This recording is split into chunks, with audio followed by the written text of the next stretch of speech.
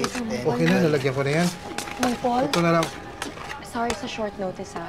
Dapat kagabi ko pa na-order yung mga food para sa Rolling Library. Ngayon ko lang kasi naisip eh. Hindi, okay lang.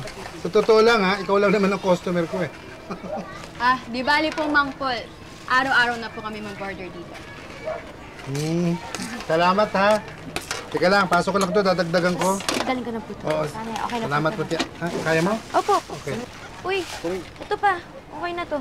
Kung gusto nyo, pwede na kayo muna sa mobile library. Ako na bahala magdadala nito. Hindi, okay lang. Oo Sabay tayo naman. na. Kaya ko. Huwag mong pagbuhati ng mga girls, no? Oo, ngayon yung sabi ko. Hey, Barbie. Okay ka lang? Ewan ko nga eh. Parang biglang nangate. Pero baka feel ko sa damit lang. Hindi, baka dyan sa pintura. Ayun, may mancha, tas tumagos, kaya ka nangangate. Allergic ka ba dyan? Hindi naman. Hala, oo nga, na-irritate yung skin mo dahil sa paint. Alam mo, may extra clothes ako sa car. Sumay ka. Sige. Kidnap yung susi ko. Masyado mo. Thank you. Sakit eh. Hindi kayo nasa damit din. Ano nasa damit? Ano sabi mo? Baka parehas na nangyari sa inyo nilalat tuloy nangyari kay Barbie.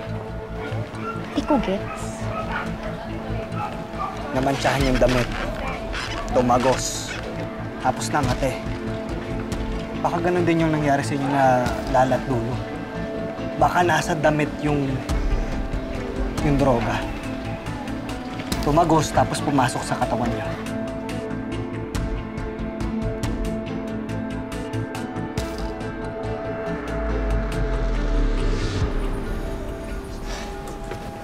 Magandang hapon po, mga anak. Ay, pagandang hapon naman. Kaawaan kayo ng Diyos. Natanggap po namin yung message niyo. Ano po yung bubuhatin? Ay, naku, mabuti nga dumating kayo. Eto, ipapabuhat ko yung mga kahon na yun. Inaayos ko yung mga gamit at saka yung mga naiwang paninda nila mutya.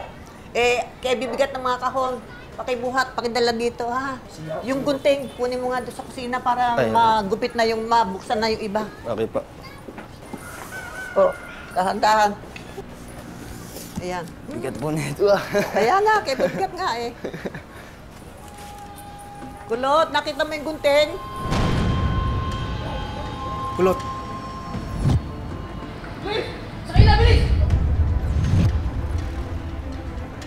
Ito po, Amy. Ano? Kamukha to nung kao na kinuha sa ukayan. Anong sabi mo?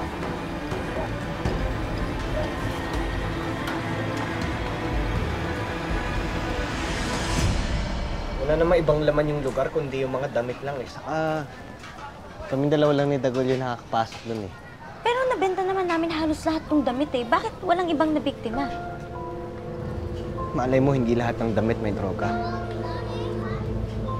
Which ones? Yun yung kailangan natin malaman.